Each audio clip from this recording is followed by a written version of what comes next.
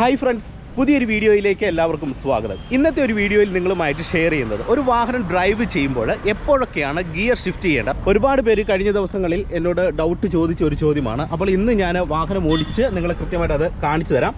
അതായത് വാഹനത്തിൻ്റെ കിലോമീറ്റർ നമുക്ക് കൃത്യമായിട്ട് കാണാനായിട്ട് ഞാൻ ഈ ഒരു മൊബൈൽ ഫോണിൽ അത് റെക്കോർഡ് ചെയ്യുന്നുണ്ട്. ഓക്കെ, ഇവിടെ നമുക്ക് വാഹനത്തിൻ്റെ കിലോമീറ്റർ സ്പീഡ് ഈ ഒരു ഫോണിൽ റെക്കോർഡ് ചെയ്യാം. അപ്പോൾ നിങ്ങൾക്ക് ഏകദേശം വാഹനം ഡ്രൈവ് ചെയ്യുമ്പോൾ ഉണ്ടാകുന്ന ആ ഒരു സ്പീഡിൻ്റെ കാര്യങ്ങളും അളവുകളും ഒക്കെ നിങ്ങൾക്ക് കൃത്യമായിട്ട് മനസ്സിലാക്കിയെടുക്കാൻ കഴിയുന്നതാണ്. താഴെ പോകുമെന്ന് എനിക്കൊരു സംശയമുണ്ട്, എന്നാലും നമുക്കൊന്ന് സെറ്റ് ചെയ്ത് വെക്കാം. ഇനി നമുക്ക് വണ്ടി ഓടിച്ചു നോക്കാം. ഇനി നിങ്ങൾ ശ്രദ്ധിക്കേണ്ടത്, നിങ്ങൾ ആ വാഹനത്തിൻ്റെ കിലോമീറ്റർ സ്പീഡ് കൃത്യമായിട്ട് ശ്രദ്ധിക്കുക. ഓരോ ഗിയർ ഷിഫ്റ്റ് ചെയ്യുമ്പോൾ എത്ര കിലോമീറ്ററിലാണ് ഞാൻ ഓരോ ഗിയറും ഷിഫ്റ്റ് ചെയ്യുന്നതെന്ന് നിങ്ങൾ കൃത്യമായിട്ട് ഒന്ന് നോക്കുക. ഞാനിതേ ഫസ്റ്റ് ഗിയർ കൊടുത്ത് വാഹനം മുന്നോട്ടെടുക്കുകയാണ്.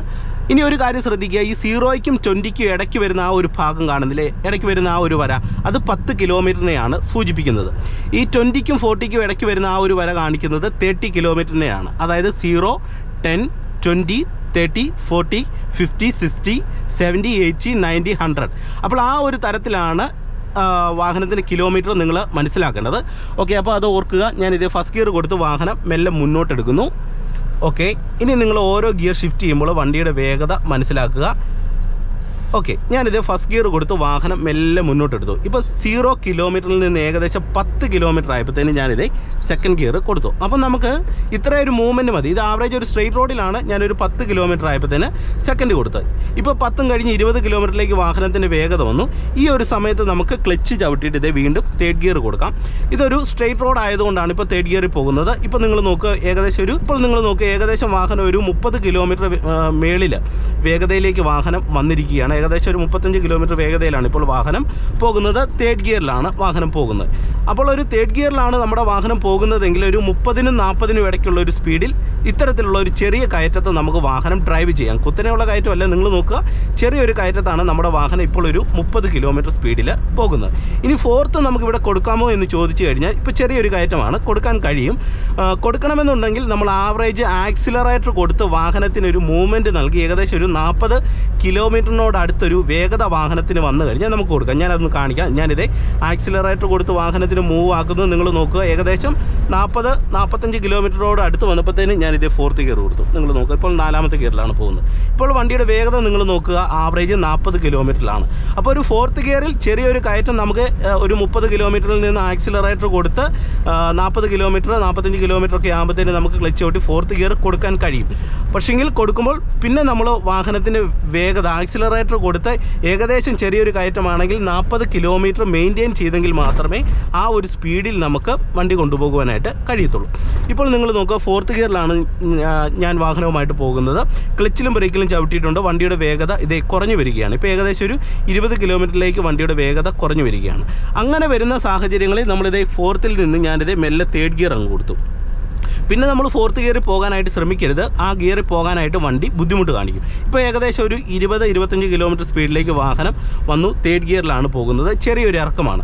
ഇനി നിങ്ങൾ മനസ്സിലാക്കേണ്ട ഒരു കാര്യം, നമ്മളൊരു ഇറക്കം വരുമ്പോൾ നമുക്ക് ഒരുപാട് വാഹനത്തിന് വേഗത കൂട്ടേണ്ടതായിട്ടില്ല അടുത്തൊരു ഗിയർ ഷിഫ്റ്റ് ചെയ്യാനായിട്ട്. നിങ്ങൾ നോക്കുക, ഇപ്പോൾ തേർഡ് ഗിയറിലാണ് വാഹനം പോകുന്നത്. ഇവിടെ വേണമെന്നുണ്ടെങ്കിൽ നമുക്കിത് ഈ ഇറക്കമായതുകൊണ്ട് ഫോർത്ത് ഗിയർ കൊടുക്കാം. നിങ്ങൾ നോക്കുക, ഞാനിത് ഫോർത്ത് ഗിയർ ഒന്ന് കൊടുത്ത് കാണിക്കാം. ഓക്കെ, നിങ്ങൾ ശ്രദ്ധിച്ച് കാണുക. ഇപ്പോൾ ഏകദേശം ഒരു 25-30 കിലോമീറ്ററിനോട് വേഗതയിലാണ് പോകുന്നത്. നിങ്ങൾ നോക്കുക, ഞാനിത് മെല്ലെ ഫോർത്ത് ഗിയർ കൊടുത്തു. ഓക്കെ, ഇപ്പോൾ 4ാമത്തെ ഗിയറിലാണ് പോകുന്നത്. ഓക്കെ, വീണ്ടും ഇവിടെ ഒരു ഗട്ടർ വന്നു. ഞാൻ വണ്ടി ഒന്ന് സ്ലോ ചെയ്യുകയാണ്. വീണ്ടും തേർഡിലേക്ക് വന്നു. നിങ്ങൾ നോക്കുക, വണ്ടിയുടെ വേഗത കുറഞ്ഞു വരുന്നത്. ഇപ്പോൾ ഏകദേശം ആ ഒരു 10 കിലോമീറ്ററിനോട് അടുത്ത് വന്നു. അപ്പോൾ ഞാനിത് സെക്കൻഡ് ഗിയർ ഒന്ന് കൊടുത്തു. വീണ്ടും ഞാൻ വണ്ടിക്ക് ജസ്റ്റ് ഒന്ന് മൂവ് ആക്കി 20 കിലോമീറ്റർ സ്പീഡായപ്പോഴത്തേന് ഇതേ ഞാൻ തേർഡ് കൊടുത്തു. ഓക്കെ, വീണ്ടും ഞാനിതേ ഫോർത്ത് കൊടുക്കുകയാണ്. നിങ്ങൾ നോക്കുക, ഏകദേശം 30 കിലോമീറ്ററിൽ നമ്മൾ ഫോർത്ത് കൊടുത്തു. ഒരു ഇറക്കത്താണ് പോകുന്നത്. നിങ്ങൾ ഒരു വ്യത്യാസം മനസ്സിലാക്കേണ്ടത്, നമ്മൾ ആ ഒരു കയറ്റം കയറി വന്നപ്പോഴത്തേന് ഏകദേശം 40 കിലോമീറ്റർ സ്പീഡ് ആയപ്പോഴത്തേനാണ് നമ്മൾ കയറ്റത്ത് ആക്സിലറേറ്റർ കൊടുത്ത് 4ാമത്തെ ഗിയറിൽ നമ്മൾ പോകുന്നത്. എന്നാൽ നിങ്ങൾ മനസ്സിലാക്കുക, ഒരു ഇറക്കം ഇറങ്ങിയപ്പോഴത്തേന് അത് സംഭവിച്ചത് എന്താണ്, 10 കിലോമീറ്റർ കുറഞ്ഞു. അതായത് ഒരു 30 കിലോമീറ്റർ സ്പീഡ് ഉണ്ടെങ്കിൽ നമുക്ക് ചെറിയ ഇറക്കങ്ങളിൽ, അതായത് കുത്തനെയുള്ള ഇറക്കമല്ല ഉദ്ദേശിക്കുന്നത്, ചെറിയ ഇറക്കങ്ങളിൽ നമുക്ക് ആ ഒരു ഫോർത്ത് ഗിയറിൽ വരാൻ കഴിയുന്നതാണ്. ഓക്കെ, ഇപ്പോൾ വീണ്ടും റോഡ് സ്ട്രെയിറ്റ് ആയി. ഞാനിത് വണ്ടിക്ക് വീണ്ടും മൂവ്മെൻറ്റ് ആക്കുകയാണ്. ഇപ്പോൾ ഫോർത്ത് ഗിയറിൽ നിങ്ങൾ നോക്കുക, 30 കിലോമീറ്റർ വേഗതയിലാണ് വാഹനം പോകുന്നത്. ഇനി ഞാൻ വണ്ടിക്ക് ജസ്റ്റ് ജസ്റ്റ് ഒന്ന് മൂവ് ആക്കുന്നു. ഏകദേശം ഒരു 40 കിലോമീറ്ററിനോട് അടുത്ത് വന്നപ്പോഴത്തേനും ഞാനിതേ വീണ്ടും 5th ഗിയർ കൊടുത്തു. നിങ്ങൾ നോക്കുക, 5ാമത്തെ ഗിയറാണ് ഇപ്പോൾ കൊടുത്തേക്കുന്നത്. നോക്കിക്കേ, ഈ ഒരു ഇറക്കത്ത് 40 കിലോമീറ്റർ വേഗതയിൽ 5ാമത്തെ ഗിയറിൽ പോകുന്നു. ഇനി നിങ്ങൾ മനസ്സിലാക്കേണ്ട വളരെ പ്രധാനപ്പെട്ട ഒരു കാര്യം പറയാം. ആവറേജ് ഒരു സ്ട്രെയിറ്റ് റോഡിൽ നമ്മൾ വാഹനം മുന്നോട്ട് ഓടിച്ചു പോകുമ്പോൾ നമുക്ക് ഒരു 40 കിലോമീറ്ററൊക്കെ ആകുമ്പോൾ ഏകദേശം നമുക്ക് 4th ഗിയർ കൊടുക്കാം, അതായത് സ്ട്രെയിറ്റ് റോഡിൽ. പിന്നെ ഒരു 50 കിലോമീറ്ററൊക്കെ ആകുമ്പോൾ ഏകദേശം നമുക്ക് 5th ഗിയറും ഒരു സ്ട്രെയിറ്റ് റോഡിൽ കൊടുക്കാം. അതുപോലെ തന്നെ നിങ്ങൾ മനസ്സിലാക്കേണ്ടത്, നമ്മളൊരു ഇറക്കത്താണ് ഓടിച്ചു വരുന്നതെങ്കിൽ ഏകദേശം ഒരു 35-40 ഇടയ്ക്ക് വരുമ്പോൾ കിലോമീറ്റർ സ്പീഡ് വരുമ്പോൾ നമുക്ക് 5th ഗിയർ കൊടുക്കാം. എന്നാൽ സ്ട്രെയിറ്റ് റോഡിലാണെങ്കിൽ അത് 50 കിലോമീറ്ററിലേ സാധിക്കത്തുള്ളൂ.